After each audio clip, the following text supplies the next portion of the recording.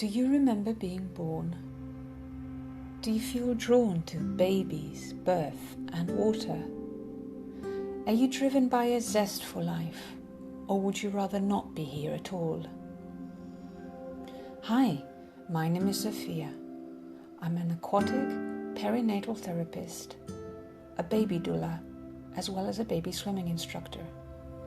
I work with water to support babies as well as adults feel more comfortable in their bodies. Without water, there would be no life in the womb.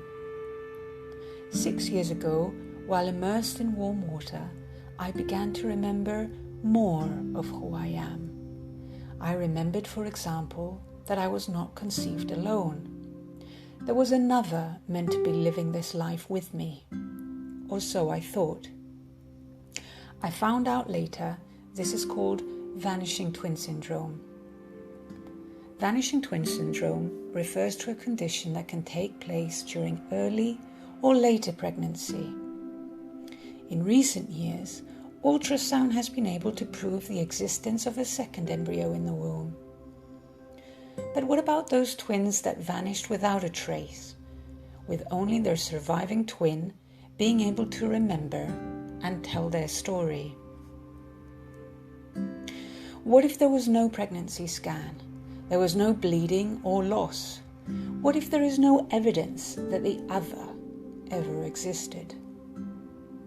The challenge of overcoming the denial and incredulity of it all is, in my opinion, one of the defining characteristics of vanishing twin syndrome. There is a strong sense of isolation created by the fact that only you experience what this absence feels like from the inside out. It is an inner world condition. Most people kind of nod in respectful silence when they hear about vanishing twin syndrome, or even the idea of life before birth.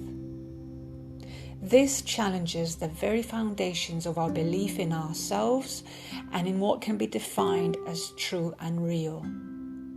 We are the visible outcomes of an invisible world. How is this even possible? Warm water helped me remember the imprints recorded in my breathing patterns. It released the memories recorded in the tissue and bone structures of my physical body. The intimacy of warm water allowed me to re-feel the pulse of two hearts meant to be beating together. I will be sharing a little bit about how vanishing twin syndrome impacted my life and how I came to terms with that. I wouldn't call myself an expert, but I would call this an authentic human experience about life in the womb. I decided to create this podcast because sharing my story is part of my owning my healing process. To come out and to be seen from the inside out, so to speak, feels like being born. It feels very raw to be doing so, but very empowering at the same time. By sharing my memoirs from the womb with others, I'm feeling more alive. By sharing my birth story, I hope to encourage you to do the same. Becoming conscious of our own womb stories, we bring more compassion and conscious awareness to a baby's journey from conception to life in a human body.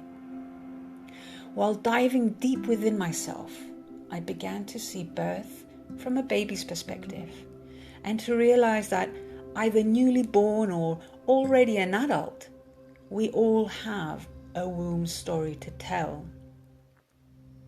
I chose this audio format to communicate my story because by listening more deeply, rather than watching a video of me speaking, it resembles more the kind of internal landscape and discourse I would like to invite you into.